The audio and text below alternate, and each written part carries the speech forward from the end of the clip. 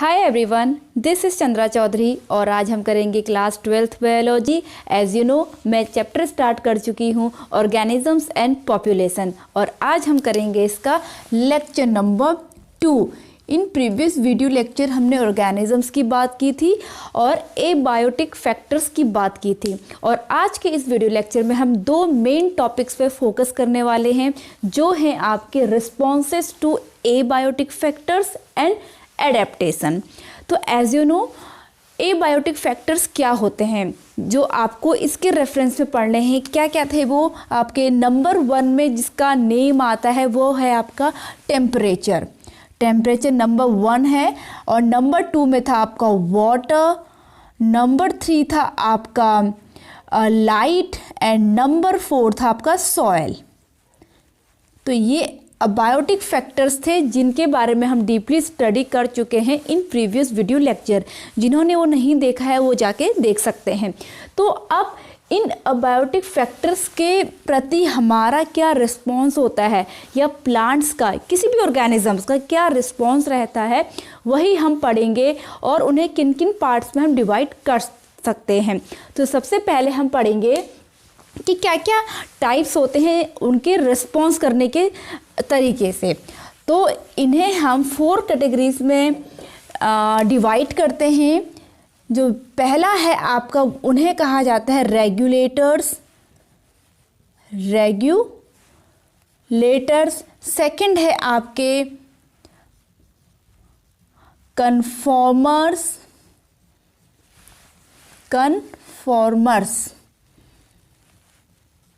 Number 3 है आपका migration and number 4 is suspend. तो आपको ये दोनों के बारे में मैं डिटेल में पढ़ाऊंगी और जो छोटे छोटे चीज़ों के लिए जब क्लाइमेटिक कंडीशन काफ़ी हार्श हो जाती है तो वह यह स्ट्रेसफुल कंडीशन हो जाती है तो उसके लिए 2 अल्टरनेटिव चीज़ें अपनाई जाती हैं, तरीके अपनाए जाते हैं जो माइग्रेशन और सस्पेंड है। ठीक है, तो सबसे पहले हमें इन 2 चीज़ों पे फोकस करने की ज़रूरत है कि रेगुलेटर्स क्या होते हैं एंड कन्फॉर्मर्स क्या होते हैं। तो देखिए सबसे पहले मैं बता दूं रेगुलेटर्स। एक्चुअली रेगुलेटर्स आपके ऐसे ऑर्गेनिजम्स होते हैं जो अपने बॉडी टेम्परेचर को मेंटेन रख पाते हैं, भले ही बाहर का एक्सटर्नल टेम्परेचर कितना भी कम हो जाए या कितना ही बढ़ जाए, लेकिन एक लिमिट होगी। ऐसा नहीं है कि 200-300 डिग्री सेंटीग्रेड हो जाए और उनका टेम्परेचर जो मेंटेन किया है उतना ही रहे, ऐसा नहीं होगा। बट एक लिमिट की बात करूँगी मैं, एक लिमिट तक ऐसा रहेगा कि उनका जो बॉडी टेम्परेचर है वो मेंटेन रहे। फॉर एग्जाम्पल हम ह्यूमन बींग्स, तो आपको पता है जो हमारी बॉडी का नॉर्मल बॉडी टेम्परेचर होता है वो होता है 37 डिग्री सेंटीग्रेड। अब देखिए इन विंटर सीजन जब टेम्परेचर हो जाता है 10 या 5 भी हो जाता है, या फिर आप देख सकते हो जो आपके पहाड़ी क्षेत्र हैं वहाँ पे तो 0 डिग्री, या फिर अगर हम लाहौल या ऐसी बात कर ले तो वहाँ तो आपका लेह लद्दाख की बात कर ले वहाँ तो माइनस में चला जाता है, -5 -2 ऐसे करके टेम्परेचर वहाँ पर पहुँच जाता है। लेकिन वहाँ पर रहने वाले जो भी एनिमल्स हैं जो रेगुलेटर्स हैं, ठीक है, एनिमल्स हैं या फिर मैं बात करूँ जो ह्यूमन बीइंग्स हैं, उनका temperature as it is 37 degree centigrade ही रहता है। उसी तरह से अगर मैं समर सीज़न की बात करूँ तो प्लेन्स में जैसे दिल्ली है, मुंबई है, वहाँ तो टेम्परेचर +40 डिग्री तक पहुँच जाता है, 45 48 ऐसे पहुँच जाता है। बट फिर भी जो ह्यूमन्स है उनका टेम्परेचर नहीं बढ़ता, उनका as it is 37 degree centigrade ही बने रहता है। तो वो क्या कर रहे हैं, मेंटेन कर रहे हैं उनकी बॉडी। जो ह्यूमन्स की बॉडी है उसकी बॉडी में जो भी हार्मोन सेक्रेशन हो रहा है, क्योंकि हार्मोन ही कोऑर्डिनेट करते हैं, तो वो जो अपना बेस्ट फंक्शन शो करते हैं वो इसी टेम्परेचर पर करते हैं। ठीक है, और वो कुछ ऐसा करते हैं मीन्स ATP खर्च करते हैं। आपको पता है हमारी बॉडी में ATP बनती है, जो एनर्जी बनती है ATP के फॉर्म में बनती है। तो ATP को वो यूज़ करते हैं ताकि हमारी बॉडी का टेम्परेचर 37 डिग्री सेंटीग्रेड ही बना रहे, भले ही बाहर का टेम्परेचर माइनस में चला जाए या गिर जाए 37 डिग्री सेंटीग्रेड से या उससे ज़्यादा चला जाए। आई होप आपको ये मेरी बात समझ में आ गई होगी। अब इस को क्या बोला जाता है, मीन्स जिसमें हम अपनी बॉडी का जो टेम्परेचर है उसको मेंटेन रख पाते हैं, उसे बोला जाता है होम्योस्टैटिस। एक वर्ड है होम्योस्टैटिस, ठीक है। ये क्या है आपका, ability to maintain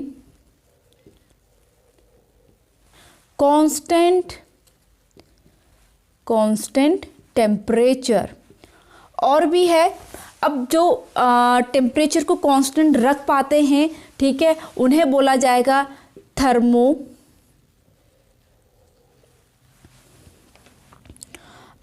regulators and जो ऑस्मोसिस प्रेशर को, ठीक है, जो कंट्रोल रख पाते हैं, या कंट्रोल नहीं कांस्टेंट रख पाते हैं, उन्हें बोलते हैं ऑस्मो रेगुलेटर्स।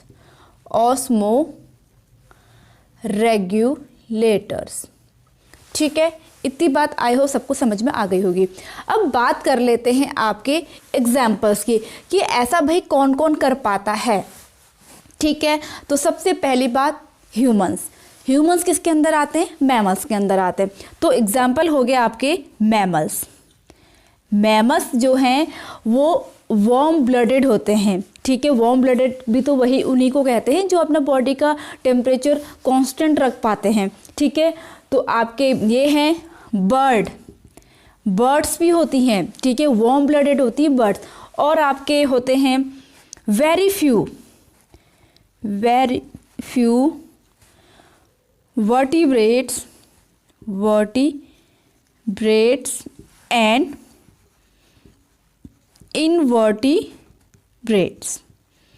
ठीक है, ये आपकी एनसीईआरटी बुक में गिवन है। तो आई होप आपको रेगुलेटर्स समझ में आ गए होंगे। अब बाकी बच्चे कन्फॉर्मर्स देखो क्या होते हैं। जितने रेगुलेटर्स होते हैं उनको छोड़ के सारे कन्फॉर्मर्स हैं। और आपको मैं इतना बता दूं कि हमारी अर्थ में जितने भी सारे ऑर्गेनिजम्स हैं 99% कन्फॉर्मर्स ही होते हैं, which is given in your NCERT book. 99% समझ में आ रहा है। आपके क्वेश्चन भी आ सकता है, कोई भी आप कॉम्पिटिटिव जब एग्जाम दो तो 99% क्या होते हैं, कन्फॉर्मर्स होते हैं, बाकी रेस्ट आपके रेगुलेटर्स होते हैं। ठीक है, इतनी बात समझ में आई। ओके, तो ये क्या है आपके, देखो कन्फॉर्मर्स क्या होते हैं, ऑल प्लांट। सबसे पहली बात तो जितने भी सारे प्लांट हैं ऑल प्लांट्स कन्फॉर्मर्स हैं। देखिए आपको पता है किसी भी पर्टिकुलर रीजन में एक स्पेशल टाइप का वेजिटेशन पाया जाता है। ठीक है, डेजर्ट में अलग पाया जाता है, ट्रॉपिकल रेन फॉरेस्ट की जो वेजिटेशन है वो अलग है।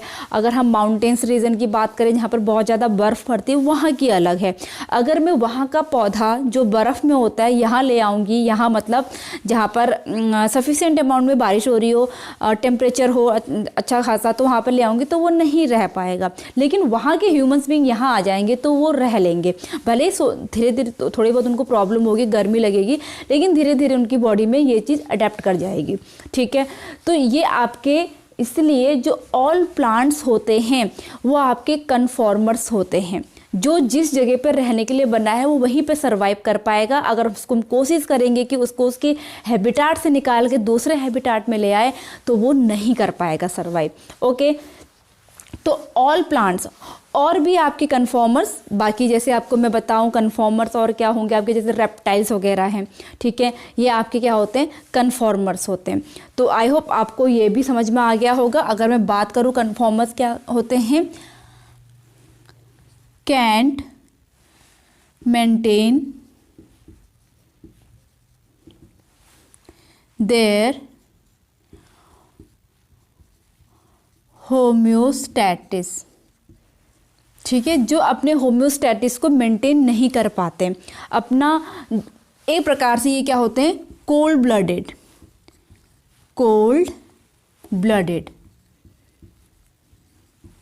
ओके, जैसे कुछ मछलियाँ होती हैं।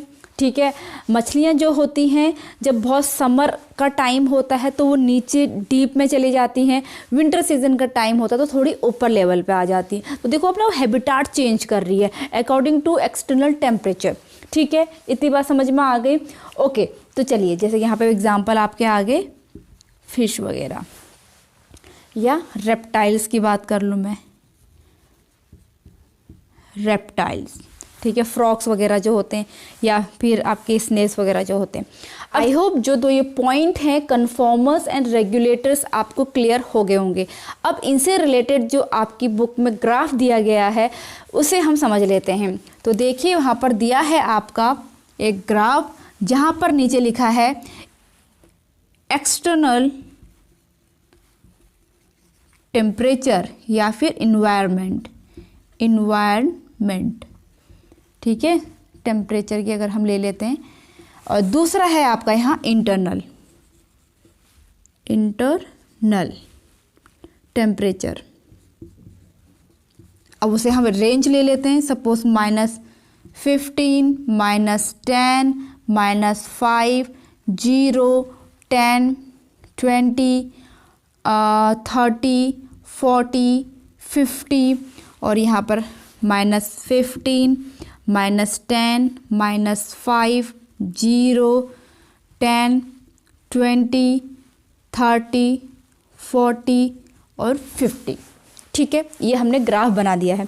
अब यहाँ पर देखिए, जैसे कि अभी आपको मैंने बताया, जो ह्यूमंस का नॉर्मल बॉडी टेम्परेचर होता है वो होता है 37 डिग्री सेंटीग्रेड। तो देखो इंटरनल टेम्परेचर बॉडी के अंदर का कितना है, ऑलमोस्ट 37 डिग्री सेंटीग्रेड यहाँ तक। अब यहाँ पर कंडीशन कैसी हो, मैंने कहा था ना हम रेगुलेटर्स हैं, हम अपनी बॉडी टेम्परेचर को कांस्टेंट रख पाते हैं। तो यहाँ पर आपका ये 37 डिग्री सेंटीग्रेड ही होगा। आपका एक्सटर्नल इन्वायरमेंट भले ही कैसा हो, माइनस में हो, 0 हो या प्लस में चला जाए, लेकिन इसकी भी एक लिमिट होगी, लेकिन इन जनरल आपका कांस्टेंट रहता है। तो ये आपके क्या होते हैं, रेगुलेटर्स।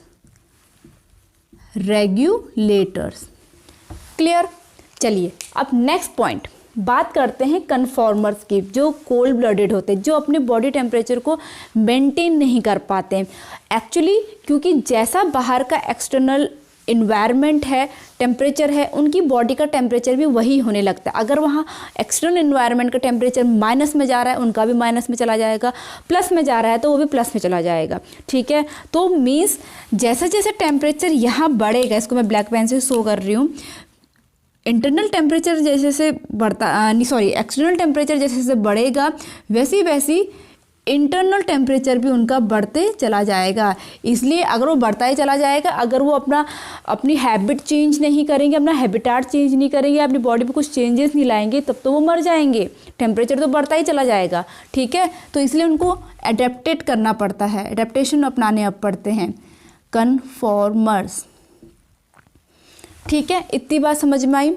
अब कुछ ऐसे होते हैं, इसके अलावा, इसे मैं रेड पेन से कर रही हूँ, कि जब तक वो लोग एक्सटर्नल एनवायरनमेंट को झेल सकते हैं तब तक तो वो झेलेंगे, लेकिन जब कंडीशन हार्श हो जाएगी, स्ट्रेसफुल हो जाएगी, तब वो कांस्टेंट कर लेंगे। ठीक है, उन्हें बोला जाता है पार्शियल रेगुलेटर्स। आई होप आपको ये ग्राफ समझ में आ गया होगा जो आपकी एनसीईआरटी बुक में गिवन है। ओके, तो चलिए अब आगे हम बढ़ते हैं। जैसे कि मैंने कहा, मेन 2 पॉइंट आपके ये थे, माइग्रेशन एंड सस्पेंड क्या है, ये आपके ऑल्टरनेट्स हैं। ठीक है, ओके, ये क्या है आपने आई होप स्क्रीनशॉट ले लिया होगा। अब देखिए माइग्रेशन।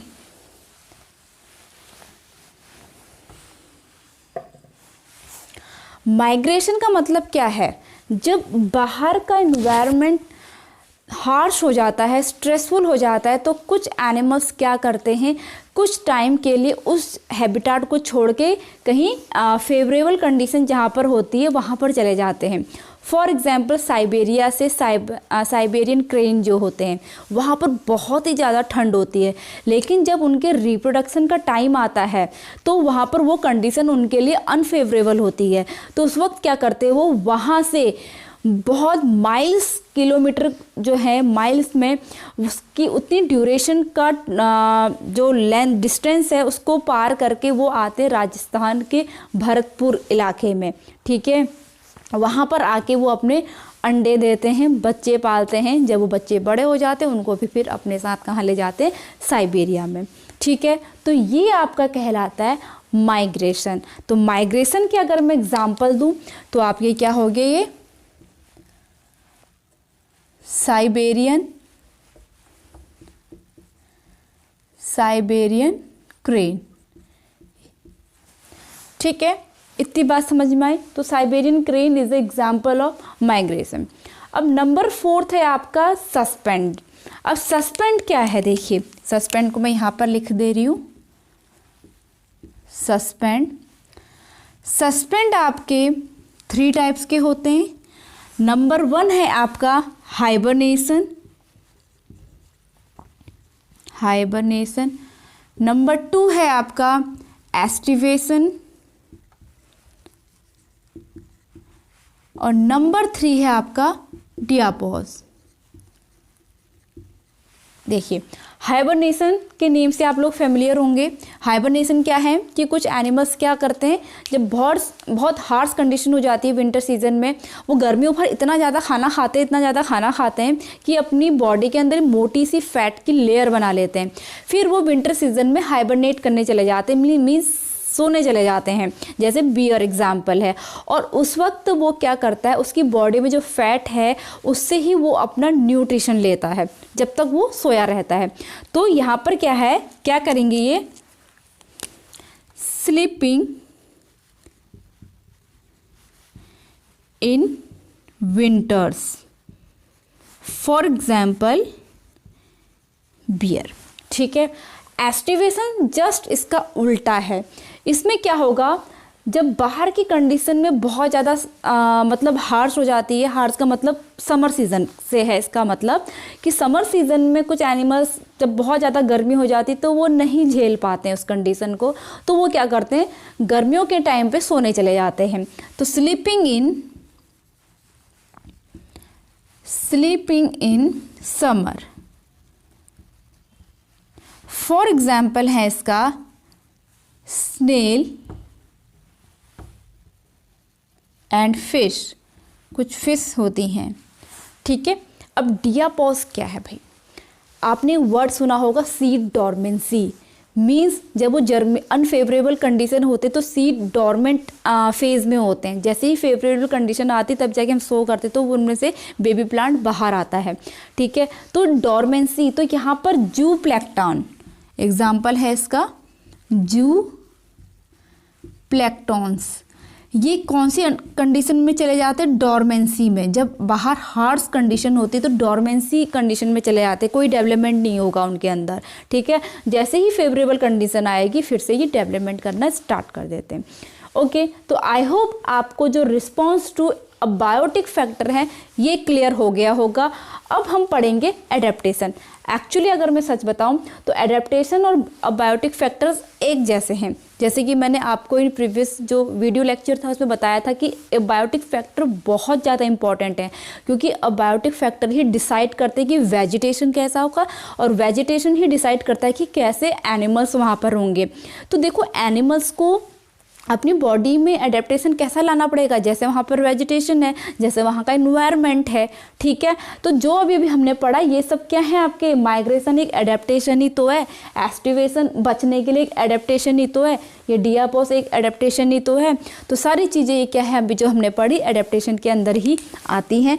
तो ज़्यादा बड़ा टॉपिक नहीं है, जल्दी से ख़त्म हो जाएगा। आई होप इसका स्क्रीनशॉट भी आपने ले लिया होगा। कभी कभी ना मैं कहना भूल जाती हूँ, स्क्रीनशॉट ले लीजिए, तो आप लोग ले लीजिए करिए। ठीक है, खुद ही थोड़ा सा बैक जाके। ओके, तो चलिए नेक्स्ट है आपका एडेप्टेशन। अगर एडेप्टेशन की बात करूँ मैं कि व्हाट इज़ एडेप्टेशन, एडेप्टेशन क्या है, तो देखिए कोई भी ऑर्गेनिज्म है, भले वो प्लांट्स हो भले वो एनिमल्स हो, तो अपने हैबिटाट में सरवाइव और रिप्रोड्यूस करने के लिए उनमें जो विशेषताएं होती हैं, जो एट्रीब्यूट्स होते हैं, उन्हीं को हम क्या कहते हैं, एडेप्टेशंस कहते हैं। ठीक है, इतनी बात समझ में आई। जैसे हम अपनी बॉडी का जो टेम्परेचर है उसको कांस्टेंट रख पाते हैं, वो भी एक एडेप्टेशन ही है। ठीक है, समझ में आया। अब यहाँ पर हम बात करते हैं एडेप्टेशन कितने टाइप के होते हैं। तो आपके एडेप्टेशन होते हैं 3 टाइप के। नंबर 1 इज फिजियोलॉजिकल, स्पेलिंग गलत हो गई,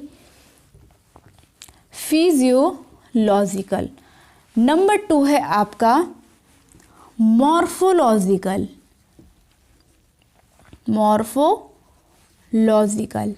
एंड नंबर 3 है बिहेवियरल,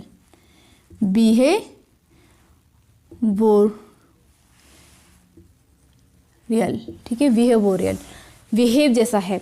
तो यहाँ पर देखिए, फिजियोलॉजिकल मीन्स जब हमारी बॉडी के अंदर चेंजेस आते हैं। मॉर्फोलॉजिकल मीन्स जब हमारी बॉडी की जो बाहर की आकारिकी है, हमारे जो स्ट्रक्चर है, उनमें जब हम चेंजेस करते हैं। और बिहेवियरल मतलब जब हमारे बिहेव में चेंज आता है। तो ये सब क्या कहलाते हैं, एडेप्टेशन कहलाते हैं। ठीक है, तो चलिए सबसे पहले हम बात करते हैं फिजियोलॉजिकल की रे। ठीक है, अब देखिए, जैसे कि अभी मैंने बात करी थी, हमारा जो बॉडी टेम्परेचर होता है वो 37 डिग्री सेंटीग्रेड होता है। तो इसको कांस्टेंट कर रखने के लिए हम क्या चीज़ें करते हैं। ऐसा नहीं है कि हमारा बॉडी टेम्परेचर 37 डिग्री सेंटीग्रेड यूं ही मेंटेन करता है, ऐसा नहीं होता। हम जो खाना खा रहे हैं, ठीक है, जो कुछ भी कर रहे हैं, मीन्स जो एनर्जी मिल रही है, तो ATP खर्च हो रही है उसको मेंटेन करने में। ठीक है, तो यहाँ पर शिवरिंग करके, शिवर मतलब कभी कभी जैसे बहुत ठंड लगती है, हम कांपते हैं ना, वही चीज़ शिवरिंग या फिर शिवर या एंड स्वेटिंग। अब देखिए, शिवरिंग क्या होता है, जब बाहर का external temperature during the winter season क्या होता है, 37 डिग्री सेंटीग्रेड से नीचे चला जाता है। हमारी जो बॉडी का टेम्परेचर है, मीन्स 30 डिग्री, 25, 20 या फिर 10 में, 5 में से चला जाता है। तो जब बहुत ज़्यादा बाहर ठंड होती है तो आप शिवरिंग करते हो, कांपते हो, कपकपी सी लगती है। तो एक्चुअली हमारी मसल्स में ना ATP जनरेट हम करते हैं, एक एक्सरसाइज टाइप की होती है। ठीक है, जिसकी वजह से हमारी बॉडी का temperature as it is 37 degree centigrade बना रहता है।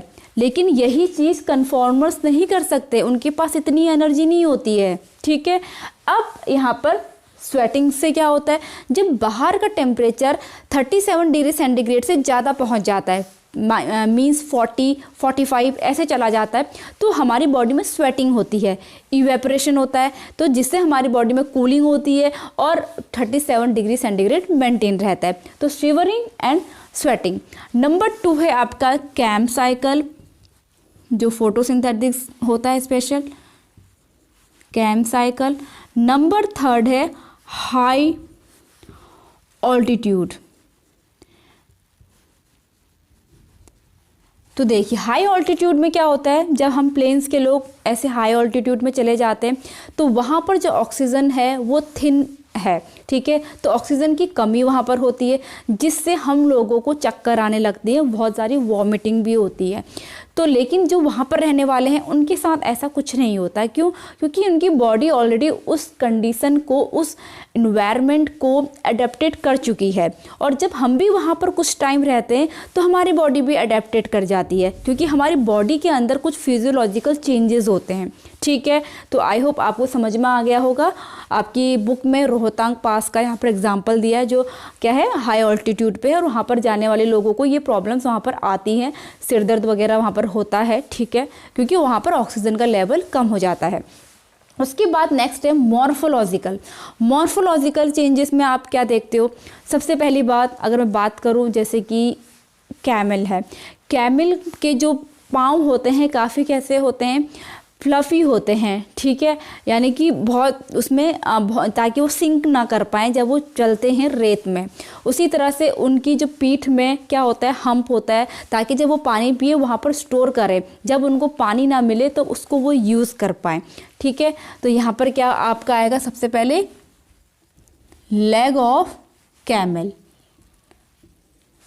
ओके, नंबर 2 जैसे कि आपने देखा है जो डेजर्ट में क्या होते हैं, प्लांट्स होते हैं, तो उनकी लीफ किस में मॉडिफाई हो जाती है, स्पाइक्स में, ताकि ट्रांसपिरेशन की प्रोसेस ना हो या कम हो जाए, रिड्यूस हो जाए। क्योंकि देखो पानी ऑलरेडी नहीं है, जो होगा वो भी अगर ट्रांसपिरेट हो जाएगा तो क्या बचेगा, क्या खाना बनाएंगे वो, ठीक है। तो उस कंडीशन में फोटोसिंथेसिस की प्रोसेस कैसे होती है, जो उनकी फ्लैटेंड स्टेम है वहाँ से होती है। तो दूसरा एग्जाम्पल क्या हो जाएगा, अपनशिया।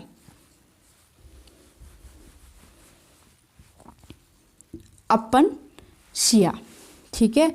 जो लीफ है वो किस में चेंज हो जाती है, स्पाइन्स में। और एक इसमें आता है एलन रूल, अगर आपने पढ़ा हो एलन रूल। ये क्या होता है, इन्होंने ये कहा था कि जो बहुत ठंडी जगह होती है, कोल्डर रीजन्स जो होते हैं, वहाँ पर रहने वाले ऑर्गेनिजम्स के जो ईयर होते हैं या लेग्स जो होते हैं वो छोटे होते हैं, ताकि लॉस ऑफ एनर्जी कम हो, ठीक है। ये क्या है, एलन रूल है। एंड आपके लीफ अपनशिया का कर लिया हमने, लेग्स ऑफ कैमल कर लिया, और क्या बचा, एक मुझे याद नहीं आ रहा है। और हाँ, वहाँ की जो लीफ होती है डेजर्ट की, काफ़ी मोटी होती है क्योंकि उसमें थिक क्यूटिकल होता है, ठीक है, या वैक्सी होती है, तो थिक क्यूटिकल किसकी, लीफ में, ठीक है, ताकि ट्रांसपिरेशन की प्रोसेस कम हो, लॉस ऑफ वाटर कम हो। तो वो उनकी मॉर्फोलॉजी में चेंज आ रहा है, तो आपका मॉर्फोलॉजिकल एडेप्टेशन है। अब थर्ड आता है आपका बिहेवियरल, मीन्स बिहेव में जब चेंज आता है, जैसे कि अभी हमने पढ़ा हाइबरनेशन। हाइबरनेशन भी तो एक बिहेव है, सोने चला जा रहा है, देखो वो है ना। उसी तरह से हमने क्या पढ़ा, माइग्रेशन, और हमने पढ़ा एस्टिवेशन, ठीक है। तो ये सब चेंजेस किस में आते हैं, बिहेवियरल में। तो ये था आपका adaptation, take a screenshot. I hope आज का जो वीडियो लेक्चर है जो response to abiotic factor and adaptation पर बेस्ड था, आई होप आप लोगों के लिए हेल्पफुल रहा हो। वीडियो अच्छा लगा हो तो please hit the like, leave the comment, subscribe to my channel and press the bell icon. मैं मिलूंगी अपनी नेक्स्ट वीडियो के साथ, नए टॉपिक के साथ, जिसमें हम पॉपुलेशन अब स्टार्ट करेंगे। तब तक के लिए stay tune, stay healthy, stay connected, bye bye.